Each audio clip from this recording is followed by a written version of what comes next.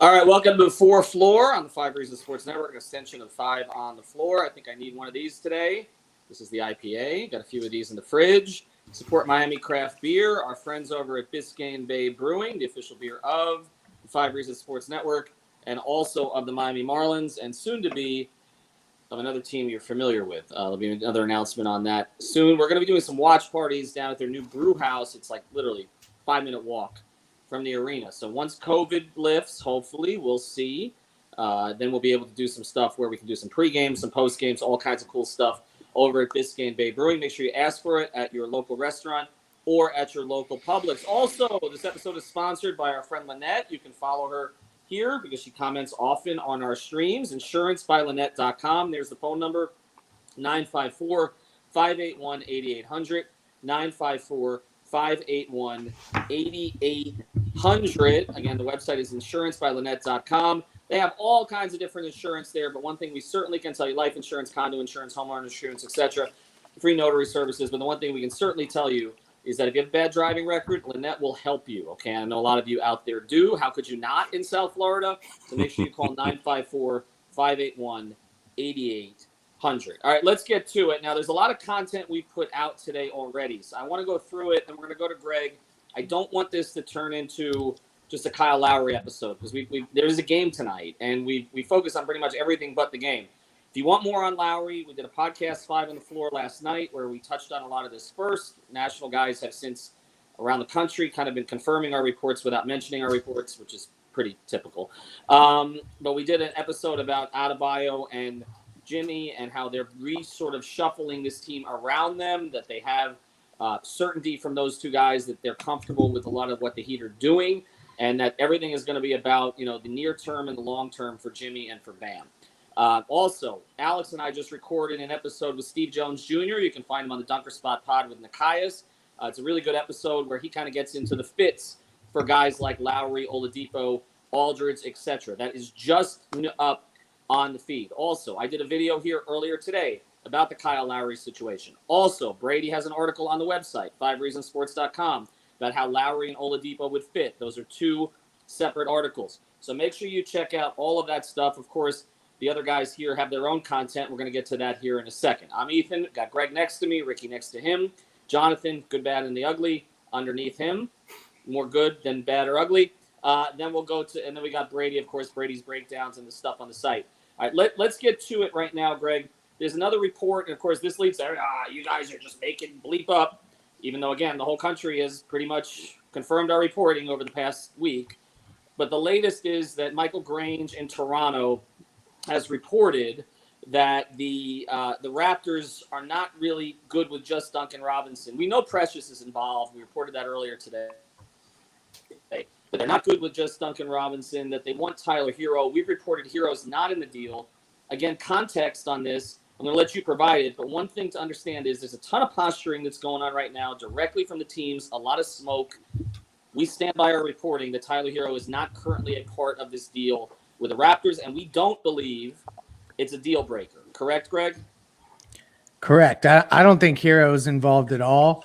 If he is involved, I think this is a far bigger trade than any of us are anticipating, and that's going to be fun, and there'll be fireworks associated with it. Everything I've checked on is that Tyler is not included in this Lowry package. I think maybe if Norm Powell coming with an extension was a possibility, maybe that could sway them. But even that, that's a lot of money you're committing to Lowry and Powell going forward instead of a cost control Tyler Hero. So I really think that you just have to consider the source, consider who that source is connected to, consider that source wrote an article about 10 days ago that Kyle Lowry would not be traded. And then just, take all those facts into account when you see now that the posturing about Hero comes about. I think ultimately Miami is going to have to come up off of some assets and some value, but it's not going to be Tyler Hero. And there's a couple of different things that are going on here because at the same time as you're trying to get the Lowry thing done, you're also trying to make it clear to Houston that you're not going all in. And we've seen some other stuff happen there. And again, remember, consider the source. I'm not downgrading or denigrating any of these reporters. Everybody's doing their own job, okay? Thank you, Curtis. And we appreciate your comments earlier, Curtis, today. I did notice them. We appreciate them. But understand this. Everybody has different sources. They come from different places. You got to not only figure out kind of whether the reporter is credible, but who the reporter is talking to, right? Okay, so in this particular case, you see Michael Grange, who I know has direct ties to the Toronto front office. Michael's a good guy. I know him well. That's where he's based, okay? Take us out of the picture for a second and consider this. A bunch of Heat reporters reported a bunch of stuff about this today, okay? Some of whom don't report things unless they sort of run it by the organization, okay? So Greg and I, we're a little bit more on the outside, although I can tell you that we also have sources inside the organization. Greg and I have sort of come to the conclusion, and I think Adam as well, that the Heat have wanted some of this stuff out because otherwise there are certain reporters who would not have been reporting it. Understood, without me having to get into more specifics, okay? And so understand, the Heat are trying to make it clear they're going hard after Kyle Lowry, but they're also making it clear, I think in part because they're sending a message to Houston and others, come off of where you are with us because we've got something else we're working on. So we're standing, I'm going to get to the other guys now here. We're standing by our reporting. If Kyle Lowry wants to come to Miami, Toronto will accept a deal from the Heat. That's our belief, okay, and make that thing happen. The real issue was the extension with Lowry, which we believe the Heat are willing to pay, right? Same page. All right, let's get to it then. I'm going to go first on this to Brady. You've talked about the Lowry fit, the Oladipo fit. In your view, based on fit, is Kyle Lowry worth giving up a package of Duncan Robinson, Precious Achiuwa, and and filler basically? But filler may be a useful player like a Kelly Olynyk, but I think that's who it's going to be, or an Andre Iguodala, plus maybe unprotecting picks and all the rest of that stuff. Is he worth it? And the short answer, yes, I do think he's worth it. I think everything that we're discussing with the need for everything they've lacked, the point of attack defender, a guy that can create his own shot and get a bucket, friends with Jimmy Butler. I think all the signs pretty much show that it is the right move. Obviously, I think the one piece that makes it kind of interesting is the Kelly Olynyk piece because you're giving up Precious Achiuwa as well, meaning the only other big other than Bam is going to be Chris Silva, which is why everybody's pointing towards the buyout market with a guy like LaMarcus Aldridge. But I think that's going to be the interesting part. But I definitely think that it makes a lot of sense just with the fit itself with Kyle Lowry. I know Greg has more on that, but I want to go to the other two guys first because the Heat are currently looking for bigs. I can tell you, we both have information on that. They're trying to find bigs, and not just Aldridge. There are other options out there that could pop free here that they're looking at. They're also looking at shooters. I mentioned Detroit may be involved in this deal. I know that there have been some conversations there. They have Wayne Ellington on the last year of his contract. The Heat know Wayne well, obviously. He's shooting 42% from three on 7 attempts per game. He left on very good terms with Miami. I'll go to you on this next, Jonathan. In light of everything that's going on, and we will get to tonight's game, I feel like Heat fans are going to be disappointed now if nothing happens, right? And I know that's partially our fault. It's others' fault. Will you be disappointed if nothing happens? Yeah, absolutely. Because with so many things that's going on with, especially going back to last season, hoping that Giannis was going to not sign an extension and everybody who was going to be available in this 2021 offseason or, foreseeably available ended up signing up extensions or Senate going up and going longer with their team. So I think it definitely is going to be disappointing because this is kind of the next best chance we have to improve this team significantly because Kyle Lowry or any of these guys really would just improve this team. We haven't really lived up to expectations, so we're kind of looking for that extra boost. And if we don't get it, I don't feel like it's just demotivating for Heat fans. I think it'll be demotivating for the team because now they're kind of like, all right, we're kind of stuck with these guys. We have to work with what we have. And it hasn't looked so great all year, even though Jimmy's kind of willed his way forward. So I think it would be disappointing for just everybody if we don't have something go down.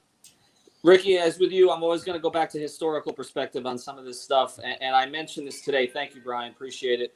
I mentioned this earlier. The Heat have been in some of the most complicated deals in recent NBA history. And a lot of them kind of came out of nowhere or were saved at the last minute by Andy Ellisberg and others in the organization. I pointed today, the Tim Hardaway trade at the time was the largest trade in the NBA. 5 players for 5 players, 3 different teams. Again, kind of came out of nowhere. Total win-win. You take a look at the 2005 team off season.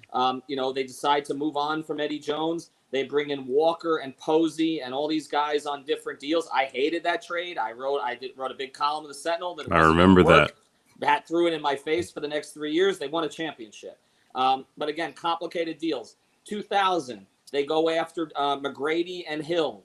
Pat flies up to Orlando, doesn't They get had either him. of them, right? Ends up trading for Eddie Jones, gets Brian Grant, who Brian was willing to come here for the exception. He talked about that on our podcast, for the exception, because he liked the Heat so much. And they said, just hold on, we'll get you more money. And they got him a maximum deal. They also got Anthony Mason, they've done this kind of thing before. Even the Jimmy Butler deal. Look, we've talked to Bernie Lee and others about that. That deal was dead, okay? Andy revived it in 15 minutes. In light of that, okay, do you see a surprise? A lot of these deals have been surprises. We talk about one player and it ends up being somebody else. I think it's very possible that we could see one of those surprise type of deals by Thursday afternoon at about 3:00. Now, I'm going to say this with a little bit of a caveat. Heat fans, if you're watching this right now, don't take this as me saying something's going to go down, because I'm one of those people that believes that 99% we're going to finish the week with the same players that we started with. That said, however, this front office has worked magic before, and it wouldn't surprise me if this Heat team were to almost repeat history in terms of 1995-96, where they took a bunch of guys that you weren't really sure what their future was and turned them into the blueprint for a potential title contending team moving forward. I don't know how they're going to take someone like Tyler Hero, Duncan Robinson, Precious Achiuwa, or whatever, and transform them into those guys. But as you just mentioned, we went from Eddie Jones to Antoine Walker, James Posey, and Jason Williams in the span of about 1 week. So anything is possible. I could see it happening, but it wouldn't surprise me. That was, Greg, that was the largest trade in NBA history. I don't know if it still is, but at the time, it was the largest trade in NBA history. It's the same damn people in the Heat front office, right? And people forget, like, those big complicated trades, like those are like normal now and everyone's like immune to it.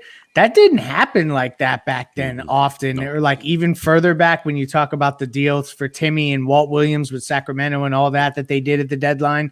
Like that wheeling and dealing, that was kind of the start of that at the deadline back in those mid-90s. No doubt. All right, a couple of other things that come in. We talked about a lot of this on the pod, but let me just again throw this at you guys one more time, and then I do want to transfer to this game. It does seem like to get anything significant done, Duncan Robinson is going to have to go. Okay, I don't know that Hero has to go, but Duncan has to go, and it looks like Precious has to go. Will anybody have any seller's remorse on either of those? And I don't know about none. There's some that we're hearing yes, some that we're hearing no. It's hard to really say right now. His contract is not really enough to kind of make a big difference from that perspective. It's just if maybe a third team wants him as a scorer or something like that, and he's going to get paid after the year. Will anybody have any seller's remorse on either of those two guys? Nope. No. At least not for me.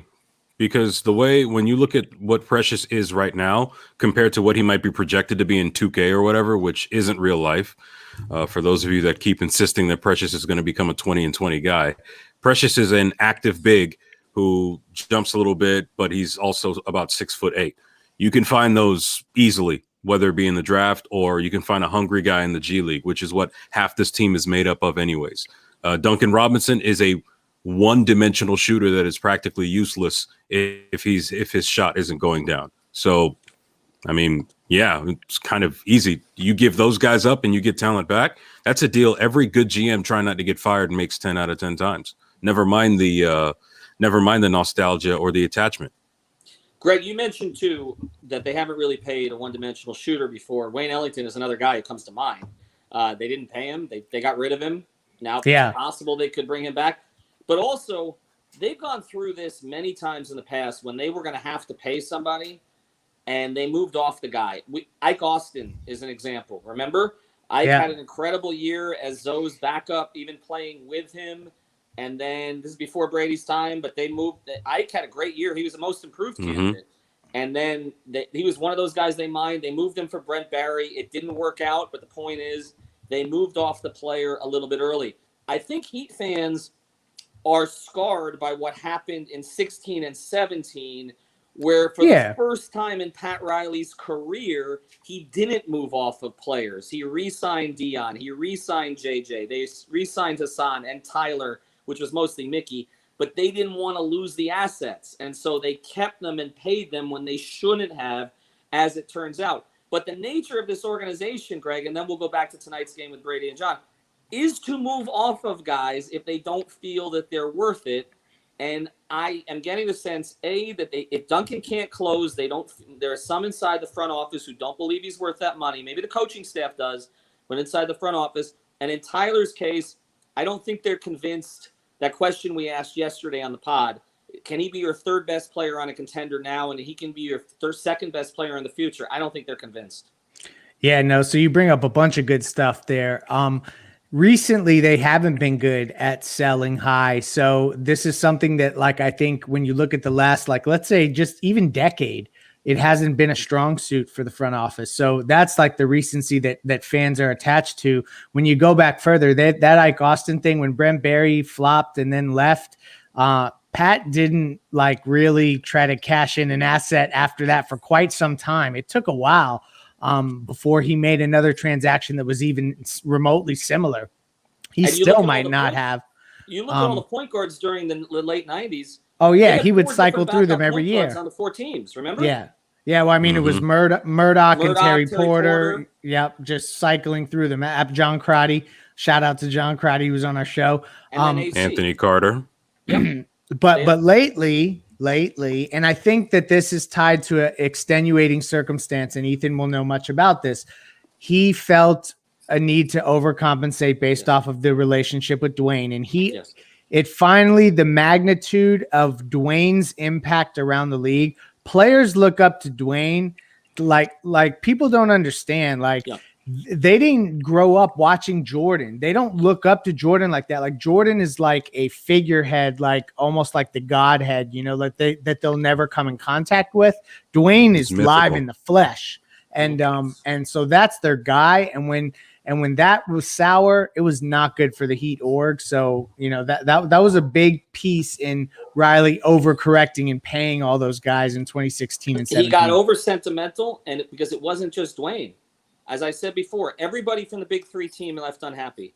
Bosh wasn't their fault, but left unhappy. LeBron, Rio left unhappy. Miller left unhappy. Shane talked about he should have retired a year early. Ray Allen didn't talk to Spo the whole last year. They all left unhappy. And so there was this need to kind of repair those relationships, particularly after Dwayne. And so they overpaid. I don't think they're going to do it anymore. All right, let's do this real quick. Okay, I know this has turned into Clutch Corner. I apologize. And shout out to Clutch Corner for over 5,000 views last night. Thursday, 1 to 4 p.m., crossover. Going down. Between 5 on the floor and Clutch Corner. And then we'll be back for the pregame and the postgame after that with those two shows. Brady, let's get to tonight real quick. No Dragic. By the way, we don't hear that has nothing to do with trades. His back's bothering him right now. No Dragic, still no Avery Bradley. We say that every night. No KZ Okpala. How do they beat this team? Well, honestly, I don't know how they beat this team without a guy like Goran, unless Goran. I think Gabe Vincent has to not be the best guard on the floor. That was the issue the other night when they were without Goran, that Gabe Vincent was the best guard for Miami. I think when shots are not falling, I'd like to see them go to their other two-way player in Max Strus because, maybe it's not the right night to do that because, that'll spark some more trade stuff that they're looking at, see what more Max Strus gives them at a time when Duncan Robinson could be on his way out. But their Suns are a very good defensive team. It's a team that you cannot play zone against because Chris Paul will tear it apart. And I honestly think this is a Duncan Robinson game. I feel like even though everybody's pointing the other direction that, trade talks or anything could mess him up, I feel like this is a game where he just explodes scoring-wise and obviously not becoming a factor in any decision-making in the front office. Yeah, I will say this. He better have more threes than Jay Crowder or that timeline tonight is going to be fire. Gosh. I got a 3-point stat for you. So Miami has made less than 30% of its 3-point attempts in each of its last 3 games. And in March, they're shooting 29% from 3, lowest in the NBA. They've entered the month at 35.5% from 3. Like, if Jay Crowder goes off tonight, based off the shooting we've had to watch throughout this month, I'm signing off for the evening. Yeah, well, until the trade, I'll pull you back in. How are they still fourth? I'm going to let you close tonight. How do they win this game? I'm sorry, I didn't hear what you said.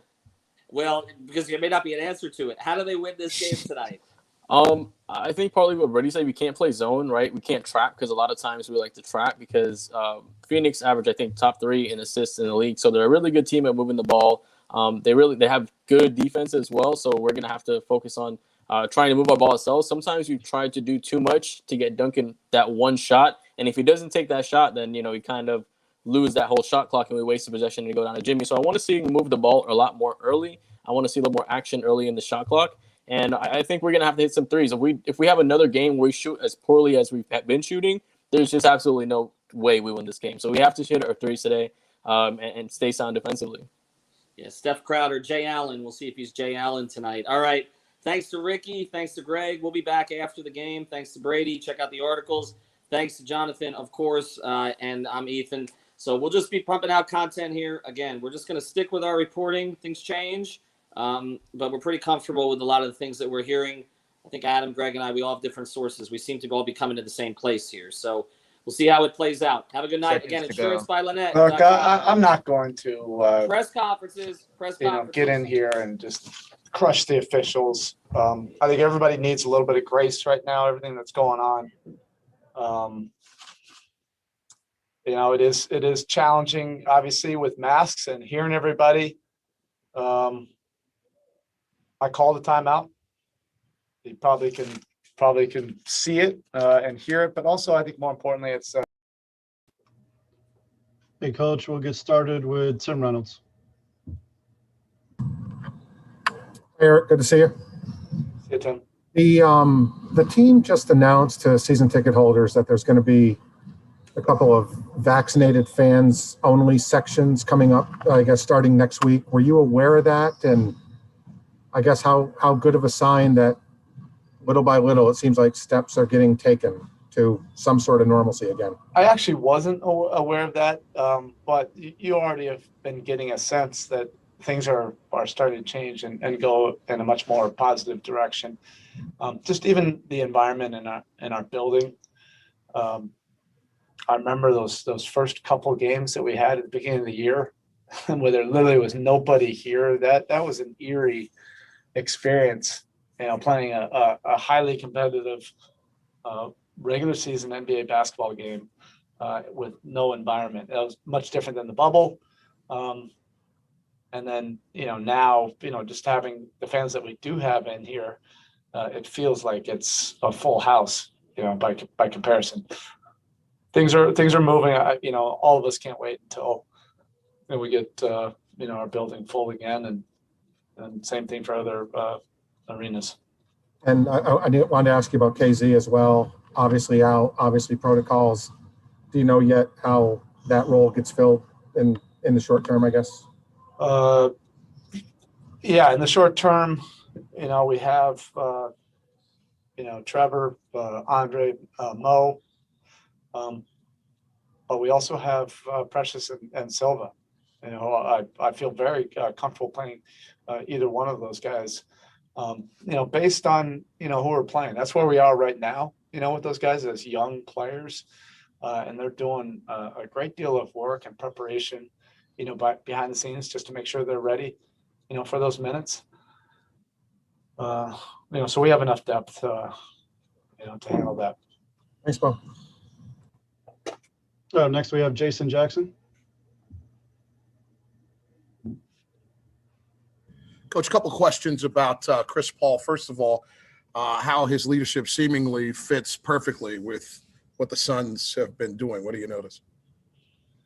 We talk about a Hall of Fame player and Hall of Fame mind, and the way he can control and manipulate a basketball game. It's not a coincidence that every team that he ends up on, they end up being better for it and become contending teams.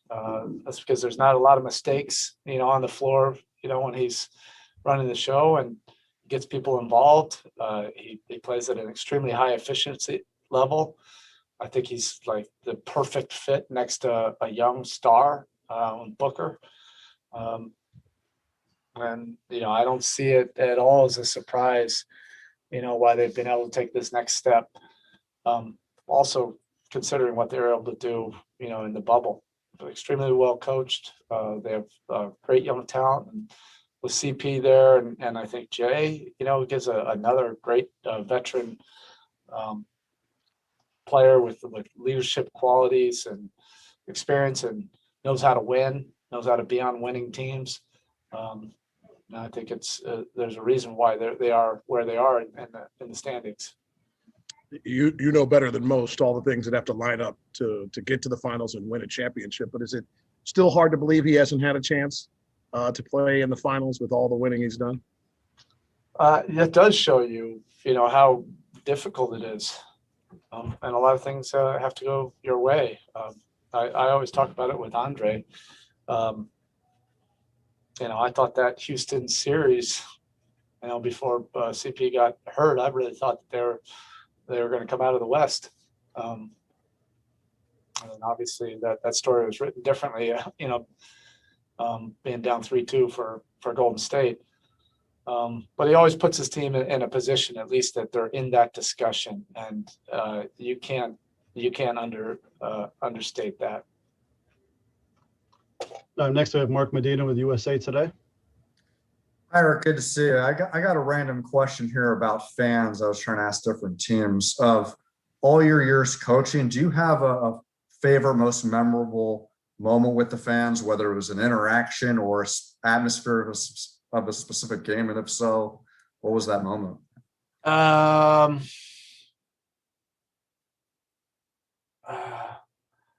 Well, I remember my first game in New York. It just got really quiet in the Garden. It was like in the second quarter, and some New Yorker just screamed out, "Hey, Spo, you got to get home. It's past your bedtime."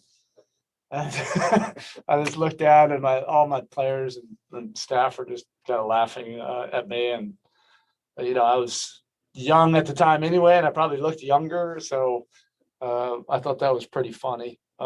There was another time, I don't remember exactly what people were saying in the arena, but they were saying some version of "Fire Spo." It was like my first year with the Big Three. It was in the first month when we weren't playing well. And then I went to sit down, and my assistant Dave Fisdale and Ron Rothstein were there cheering with them, like, "Fire Spo." It was just a way of making fun of it and let them know that they were with me. As funny as that sounds, we got a good laugh out of that. Next, we have Dwayne Rankin with the Arizona Republic. Thank you, Coach. Doing a story on a film study and how important it is this season, maybe more than ever, because of the few practices, if any, and games are back to back or 3 and 4 days. Do you feel the same, that maybe film studies is even bigger than ever this season because of the circumstances? I think any time that you have with your team is important, and it might be film study one day, it might be a walkthrough, it might be a team meeting. All of it's relative in comparison to other years. I don't think it makes any sense to compare it to other years. It's what matters, what's right, and what you feel is best to try to improve your team with all these circumstances. The bottom line with us is we want to be a much different team, tomorrow than we were in December, and Right. That'll continue, the rest of the way. If we're not better, then we're not getting to where we want to go, or at least putting ourselves in a position, for that. And just a quick follow, you probably have been asked about this already, but just with Juwan getting Michigan to that Sweet 16, what does it mean for you and the organization to see him number 1 seed and doing as well as he's done this season with Michigan? Absolutely love it. I feel like I went to Michigan. We're like such Michigan fans now. We have a couple people on staff that went to Michigan. Duncan's went to Michigan. We talked about Michigan so long with Juwan. We used to always show the Fab Five documentary to our teams, or at least have it in the background, Right. team meetings and stuff. And he's just done a tremendous job. And I think everybody knows how I feel about Juwan. I love him. I think he's a great coach, but a great human being. And I think that's why you're seeing like such a great connection between he and his players as a head coach. He really gets people. He knows how to communicate, knows how to connect. So it's fun. I typically don't really get into the tournament, in the early rounds. And right now I feel like I'm like, just way too on edge with his games. Thanks, Coach. That's it. Thank you, Coach. All right. Thanks.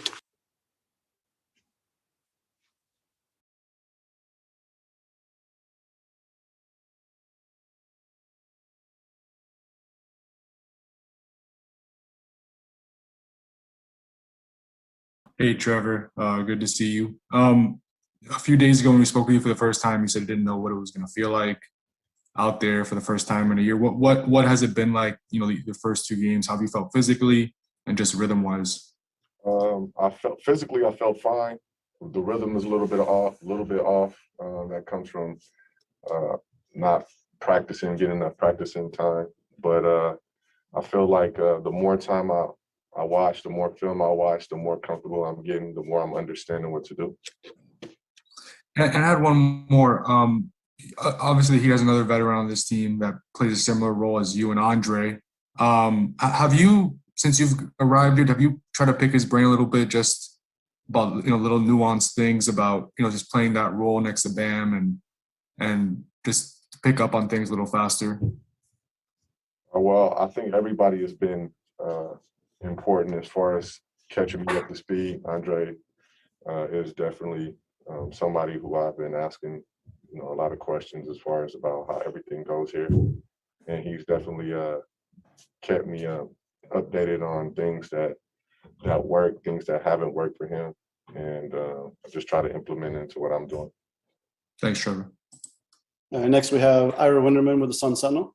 Trevor, because you've played in so many different systems, I'm curious if that has helped your familiarity with this system. So many opposing coaches say that the Heat, with their dribble handoffs, their constant pick and rolls, that it's a very unique approach. Is this similar to anything you've been through before where you can go, oh, I remember that. We did that in team so-and-so? No, this is a bit different. But again, I played in the triangle in the Phil Jackson, so anything is, you can catch on to anything. So if you can play in the triangle, so it's just a little bit of studying, a little bit more understanding, a little bit more getting familiar with the personnel, and it'll be all up. It's one thing to sort of wet your feet and get used to stuff. It's another thing to play in ultimate crunch time like you did on Sunday against the Pacers. Did that feel different, that for the first time in a year, every single movement and play counted? What was it like to just be thrown into the ultimate moments of truth? Normal. I don't think it felt any different. It just felt normal. All right. And I want to ask you one other thing. Because the trading deadline is coming up this week, and because no one in NBA history is more familiar with trades than you, what's the mood like around teams as we wind down to Thursday at 3 p.m.? Is this just a unique time in the NBA, and do players notice and listen and sort of check in on the rumors? And to be honest with you, I don't think it's been a different. I think the Heat do a really good job of keeping every day the same, keeping every day a work day, making sure everybody's locked in and focused to what we're doing here. I don't think that's the biggest difference. I think everybody's just been completely locked into what we're doing. And I know for veterans that's easy because you go through it every year. It's just part of the life. I am curious, though, have you noticed over the years with young players it might impact them more, especially since they tend to be more involved in social media and things like that? In other places, yeah. But like I said, since I've been here on this team or ready to go for 4 or 5 days, and every day has been completely the same. It's just come to work, do your job, get better, help your teammates get better, and that's it. It hasn't been no different. Appreciate it. Thank you. All right, next we have Dwayne Rankin with Arizona Republic. Yeah, thank you. Excuse me. Thank you, Trevor. Good to see you back. Definitely good to see you back, landing with a team in Miami. Just curious in terms of the guys that you play with in Phoenix. The three I'm going to name: Devin, DeAndre, and Mikal. What's it been like to see them grow and helping the Suns get to a different place? Man, it's been real good to just from afar watch them develop or grow. As you said, they've grown. They take extreme leaps. We already knew the type of player Devin was going to be, but Mikal seems to have to catch on real quick, and I'm very, very pleased to see where he is and his development and how he's helping his team. DeAndre is definitely getting better. He's understanding the game more and how he can dominate the game. But to me, Mikal has been unbelievable in his development and how fast he's catching on. Just a quick follow. The people talk about heat culture, and what have you seen with that just in your little time there that's said, okay, they were right when they talked about it in this sense or in that sense? I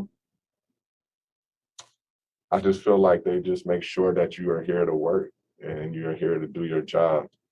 And I don't think there's anything wrong with that. I feel like they have a certain expectation of you as a player and as a person.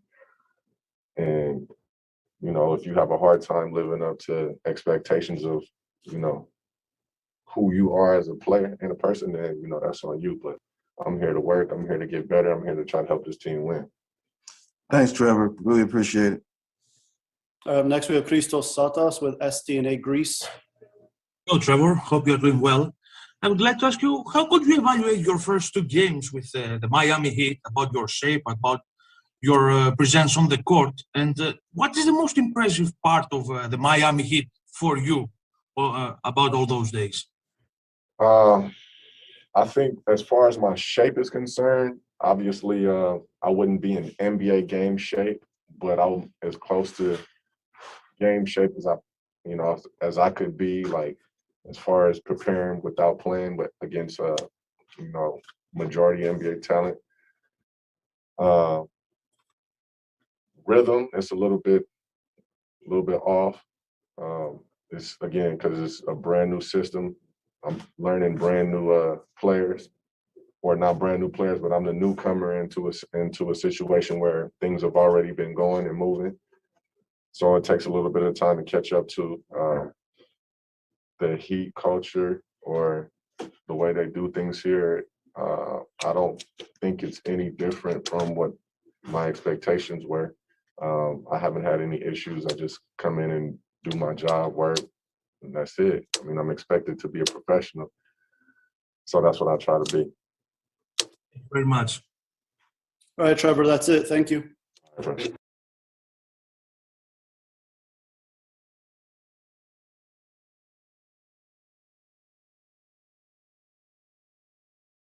Welcome in the latest episode of 5 on the Floor on the 5 Reasons Sports Network. Thanks for finding us on your favorite podcast app. We're on Podbean, we're on Spotify, Apple Podcasts, Google Podcasts, and the rest. Also, every single day on Dash Radio. Download the Dash Radio app for free. Search for Nothing But Net. We're there every single night at 7 p.m. Also, check out the 5 Reasons Sports YouTube channel. That's where you can find Clutch Corner, Floor's Yours, Before Floor, and all of our other shows, including our Free Agent Frenzy show we're going to have going on from 1 to 4 with the cast of 5 on the Floor and Clutch Corner. So a lot of arguing and stuff like that going on from 1 to 4 p.m. Eastern on Thursday. Also 5reasonsports.com for the latest from Brady Hawk and others with no paywall. The sponsor of this episode, the primary sponsor, our friends over at F45 Cooper City, although they didn't feel like my friends after the workout I went through the other day. This is a 45-minute fun and innovative, high-intensity, for real, interval training program. Basically, they put like an animated guy up on the screen, and you got to follow him. And essentially, I did my best. But I'm continuing to go, and I feel better after the workouts, and you should try it too. It's a really cool environment. It's personal training in a group environment. They go around, make sure that you got everything you need. You have your own little pod. It is COVID safe. I can promise you that. You're in your own space. And again, it's a great gym. It's clean, and they'll keep you engaged and motivated there. The workouts burn up to 500 calories per session. They'll help you drop the quarantine 15. And here's the best thing. No contract membership. You're not signing up for a gym where basically you got to give away your firstborn after you figure out that you got to keep paying for this thing. These sessions are as low as $8 a session. That's right, just $8 a session. So definitely ask about it. And they've got discounts for teachers, nurses, military, and first responders. Try them out free for 7 days. Again, this is the F45 in Cooper City. So this is kind of West Central Broward. Make sure that's the one you go to, particularly if you're in Broward County. The phone number, 954-745-4517. You see the 45s in there? 954-745-4517. And now, today's bonus episode. All right, Ethan Skolnick back on 5 on the floor. Here's the floor plan for this one. We're squeezing this one in prior to the Heat's game against the Suns because there's so much going on from a trade deadline perspective. I recommend you check out the 5 Reasons Sports Twitter feed, as well as Adam Barai, the Clutch Corner Twitter feed, and also Greg Sylvander Twitter feed. We've been posting stuff all day. Also, I put up a video on 5 Reasons YouTube with the latest on Kyle Lowry, which hasn't really changed much since I put that up at 11 a.m. today, kind of what's going on. We'll get into that here, although I will say that pretty much every national reporter has confirmed our reporting in the past few hours. So let's get to it. I've got Alex Toledo. Greg will be on with me later. But we've also got our guy Steve Jones Jr., who has been on the pod with us before. You know him now as the co-host of the Dunker Spot with our other friend, Nikias Duncan, a great, great podcast that you should check out. Steve has experience working in the league. He's covered the league. And really, Steve, first thing, we appreciate you being here. So thanks for doing this. Oh, thanks for having me on, y'all. And everybody wanted you to come back after the last time. And I think what Alex and I want to do with you today is we're not going to get into the specifics of each trade rumor here because things are moving so fast and things could be different by the time we end. But I want to get into player and basketball fits with you. And kind of, we've talked on the podcast here on 5 on the Floor about how the Heat are reshaping this team on the fly around Jimmy and Bam, around the Jimmy window that ultimately will become the Bam window. It pretty much means they're not looking to trade anybody else, but then anybody else could be available for the right move.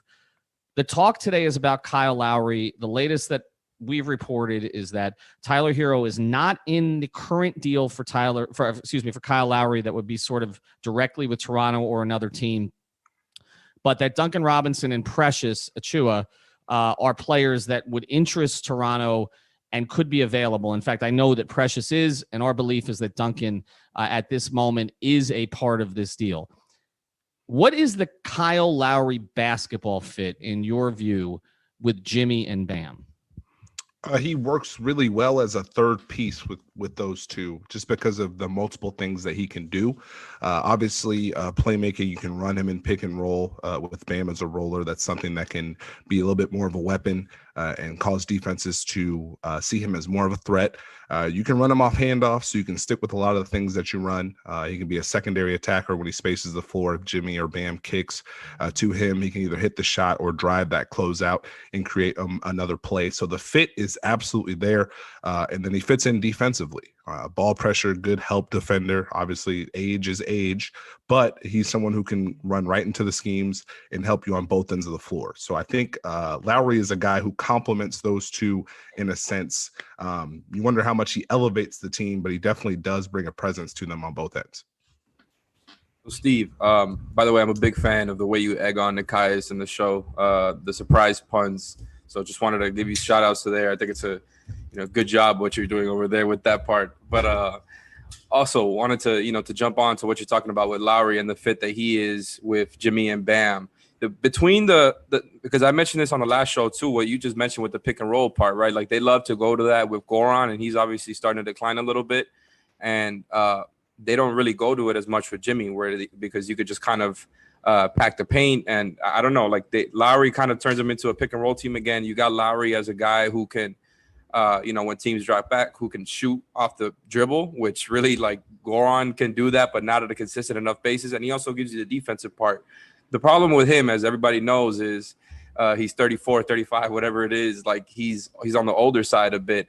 And another name that has been discussed throughout all of this as a name who maybe the Heat don't like as much as Kyle Lowry is Victor Oladipo, who's, I want to say, 6 or 7 years younger than Kyle Lowry. And I think most people would agree, he's the better player, Lowry is, but Oladipo obviously is younger. It's the risk is the injuries, whether he gets back to form or not.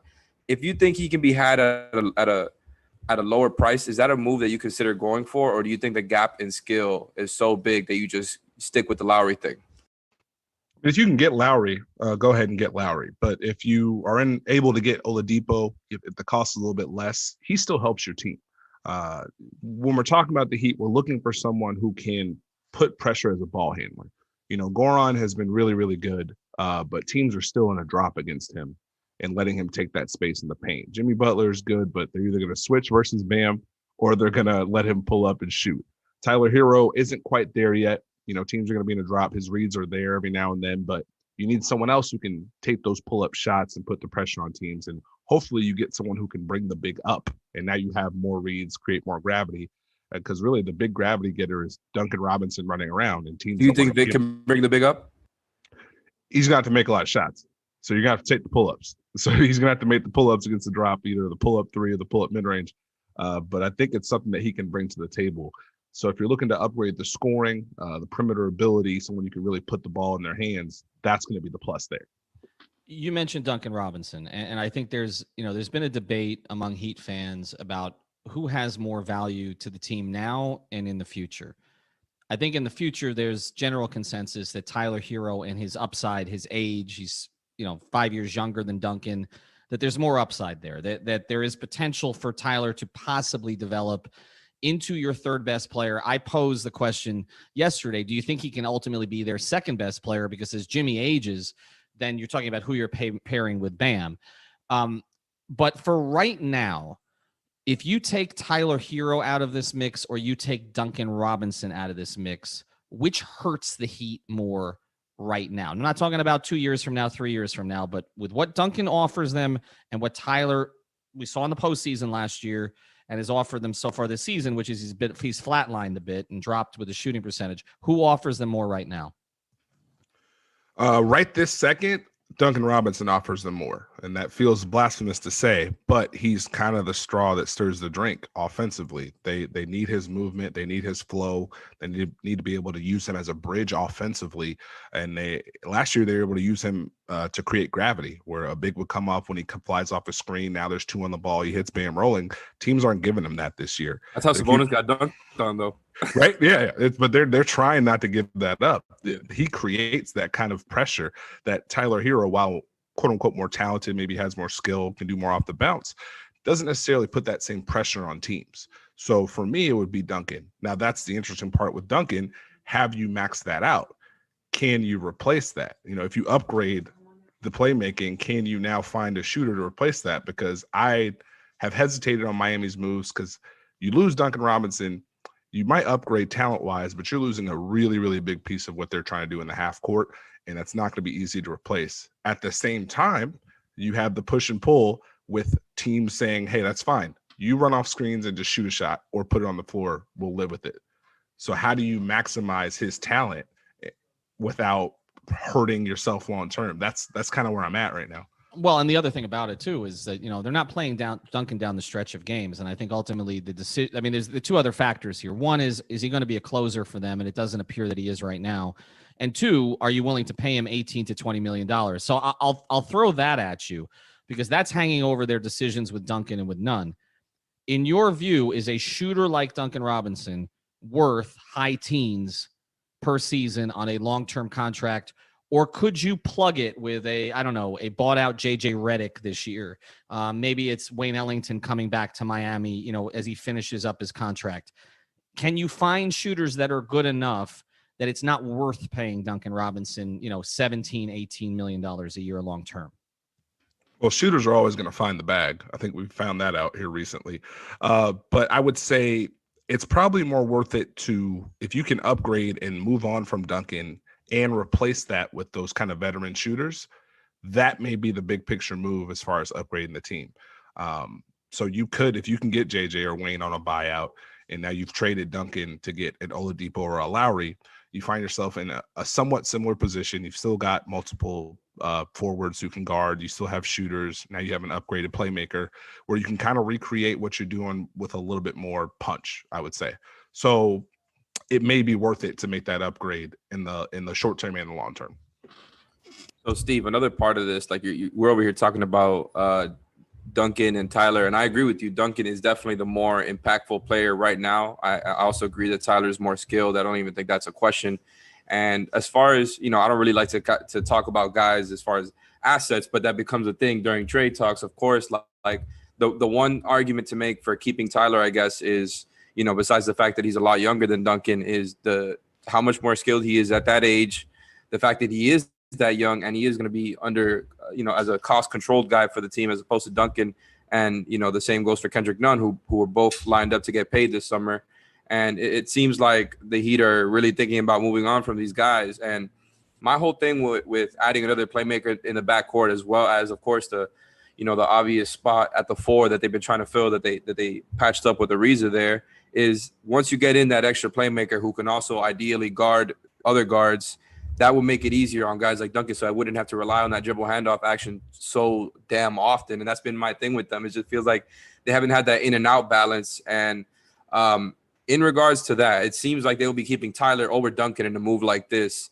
Do you think that same logic applies to Tyler Hero? Would he be helped by another guy in that starting lineup with him, whether it's Oladipo or Lowry? Do you think that same logic applies? Do you think it would turn him back into a better shooter because it's not so much pressure on him to play make? Yeah, absolutely. I think one of the things we've seen is he showed last year the growth as far as being able to make those plays. And this year, you've seen the regression a little bit. I don't know if it's because he's had to carry more weight, being in and out of the lineup, multiple factors.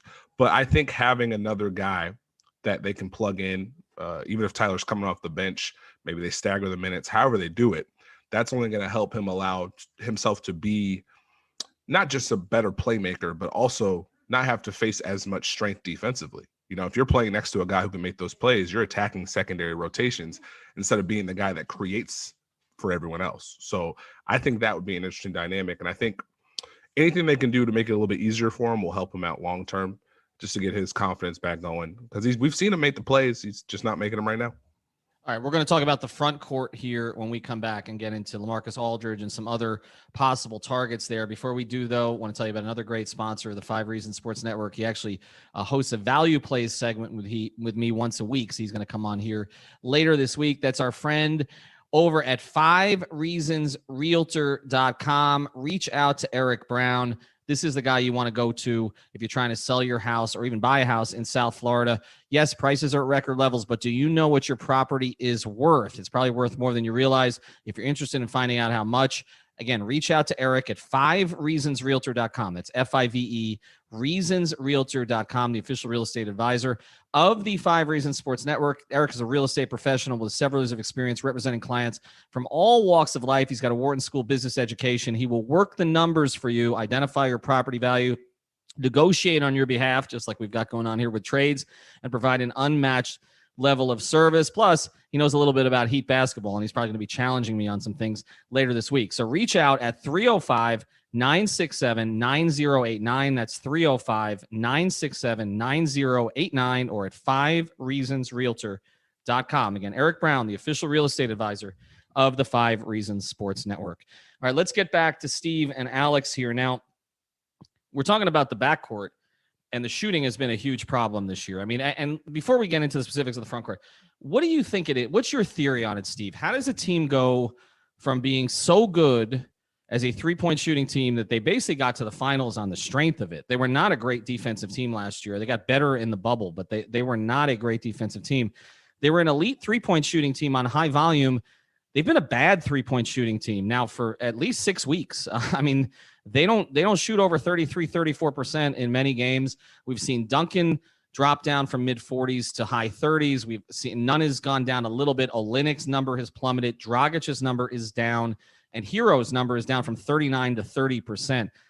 Was it a bubble fluke situation, like a lot of people say, or what do you think accounts for it?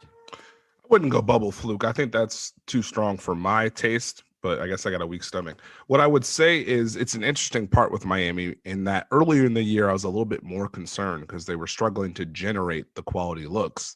And then I was like, I don't know how you're going to progress this, where you're going to go with this. Now they're generating the looks. They're just not knocking them down. And you have all of your shooters slumping at the same time, which is not ideal, which makes it also difficult to analyze. So I trust the fact that they're still able to generate these looks and they're still getting the guys in position to knock them down. And that is probably the base that you want going forward. Now, if you're not making the shots, that's going to be the end of the story. But once they are unable to generate those open looks, then you've got a problem. See, and that's been kind of the conundrum this whole season. Like you said, it's been a progression where they had terrible circumstances early on, no consistency with their roster, and the offense has been a problem throughout. Whereas the beginning of the season, like you said, they weren't getting the looks. Now they're starting to get the looks and just shooting awful. Like, it's ridiculous. I'm sure some of it will go back up, but they have consistently been a bottom 10 shooting team for pretty much the whole season. Whereas last year they were consistently not only top 10, not only top 5, but top 3. And they kind of never wavered for the whole season. And that was before the bubble, you know, when Jay Crowder had that one round where he went crazy and the rest he was competent. Like, it just feels like some of it should go back up, but is it going to go back to being enough where it's that great threat that it was last year, that great weapon that it was last year? And you put that on top of Goran's decline, and he if he can't give you that third all-star production, I think that's kind of why we get to this road here now where it's about looking at other guard options, other two-way guards here. Would you be going down the same route if you're Miami? And also, how do you feel in general about just, is it all about the missed shots, or do they need to start adding a couple other things to the playbook there? Well, I would say making shots always helps. I think they're a rhythm team. You know, when they get hot, it looks a lot different. When they're not, it looks like a grind every time. So I would say you have to trust your players. You're putting them in those positions for a reason. And so you have to trust that they'll get those shots up and they'll knock them down once you create them. It all depends on what they add. If they add anything at all, that could allow you to change some things offensively, maybe run some more pick and roll, maybe mix in the movement, different types, and put some guys in different spots. But overall, I think you just trust what you have offensively. All right, let's talk about the front court now, because, you know, we're so much focus the last few days has been on Lowry and on Oladipo. But, I mean, really the Heat's big problem, which gets emphasized by Phoenix being here tonight with Jay Crowder coming in at the 4. And they made a decision that I agreed with, not to pay Jay beyond 1 year because they wanted to take the best possible shot at Giannis. That didn't work out. Now they're trying to get some of these 2021 free agents maybe a year early or at least a few months early. But the front court situation, in your view, let's start here. Does Trevor Ariza plug any of their problems that they've had? And then secondarily, if they can get Aldridge to come here on a buyout, does that fix it? Well, I think they're searching for someone that can fit the Crowder role. I thought they were hoping for it from Mo Harkless. Didn't happen. KZ hasn't necessarily grabbed the trust, so you're hoping Ariza can give you some minutes there. I think he's going to be more solid. I think that he can do enough to replicate some of it. He's going to have to make the shots, but he can move the ball, attack a little bit off closeouts, and defend multiple positions. So if they can get that kind of formula, that usually works for them pretty well. As far as LaMarcus Aldridge, that's someone who would help this team, especially coming off the bench, being able to solidify the second unit. That would give them something else they can run as far as being able to post him up, get some pick and roll, some pick and pop. So that might give the offense a little bit of juice. But I think if you can get a guy of that caliber on the buyout market to add to this team, that would be a big plus. And it's so interesting to me because we actually haven't talked about Aldridge enough on this program, because it really has seemed like he's connected to whatever happens trade-wise with Miami, right? And because it will open up roster spots, presumably. And let's say they do pull off a trade for a Kyle Lowry. And I guess you could do it with Oladipo in mind, too, if you don't happen to think that he's a lot worse than Lowry. But in a scenario where they land him and LaMarcus Aldridge, you know, maybe one more piece because it might have to be a 3-team deal. And, you know, let's say it's not a piece, it's not a big name. Do you think that puts them over the top? Not necessarily that you would pick them over Brooklyn, pick them over Milwaukee, but does that put you close enough where you feel good about your chances if you're Miami? Well, it gives you a better shot. You have more offense to work with. You have more versatility as far as lineups go. You can punish teams in different ways. So if you need to go to the post, you need to go to mid-range, dribble handoffs, three-point shots. So you have more opportunities to score the baskets you need. So it puts you back in the hunt. With this current unit, they can still make a run, but it's very clear X, Y, and Z has to happen for them to beat some of these top tier teams. So they're going to have to open up as many possibilities as they can. And we've seen when Miami has options, they can adjust and they can take things away and they can adapt to whoever they're playing. So I think if you're able to make these moves and cash in on some of what you've built, you put yourself in a position to continue to compete this year and maybe open things up next year. All right, Where would you pick them? Where would I what? Where would you pick them if you had to just make a quick thought right now? How far do they go? Oh, it depends on the matchups. Yeah, I think I still pit them against Milwaukee. I don't think they can beat Brooklyn. I don't think they have enough offense right now. This is the meat right here. This is what I was trying to get to. You're always trying to get something out of me. It's fine. And then I don't like the Philadelphia matchup still. For whatever reason, the size and length has been an issue. So, but they did win 3 out of 4 against the Sixers last year. I'm with you though. Milwaukee is still the better matchup. You kind of want Milwaukee and Brooklyn to end up in the other bracket. All right, we're going to close with rapid fire here with you. You can help us settle some debates. You ready? Perfect. Who is the better player right now? LaMarcus Aldridge, Kelly Olynyk? Oh God, that came out hot. LaMarcus Aldridge. Okay. Oh, I think some would not agree with that. Okay, if Kyle Lowry wants 2 years, an extension at north of $50 million, is he worth it? No. Because I don't think you're making the trade unless he's worth it. That's the thing. Because that's what Kyle's looking for. I can tell you, he's looking for north of that. So I do it for 1 more year. Okay. So I don't know. The trade doesn't happen. That's right. All right. Then we're looking at Oladipo. So I'll ask you this: what is the maximum you would pay Oladipo per season? 22. 22. That's fair, Alex. I think About you're where in he that. turned down for 2 years with the Rockets, but we obviously know he doesn't really. I don't think he really has a lot of interest in going back there. What about this as a quick one? What is the most you will give up if you're Miami for Oladipo? I try not to Duncan. I try to not give up Duncan if I could get away with it, but if I had to, I would. I'd give up Duncan for Lowry if I had to, and if I get Oladipo without doing it, and then I would take that steal. And final one here, Jimmy Butler. In your view, how many more years you think he can play at this level? Because one of the questions was he was a Tibbs guy. He racked up all those minutes. He's playing the best basketball of his life, probably. Can they count on him to play at this level for 2, 3, 4? I mean, how long do you build around Jimmy? 4 years max. Okay. I think it's fair. I think that's where the transition to Bam would go over. All right, Steve Jones, follow his work, follow the dunker spot, follow the puns with Nikias. He loves old big men. That's going to be taken out of context. Not a KD fan. We'll see. We'll see. Wait, these narratives. Hold on. No, it's fine. It's fine. I'll deal with it. Let me text when Blake starts averaging 23 and 11 again, you're gonna look right. Andre Drummond, you're a big Andre Drummond guy, right? I just am a realist and not gonna destroy him. That's all. And that makes me the old man cape guy. But that's fine.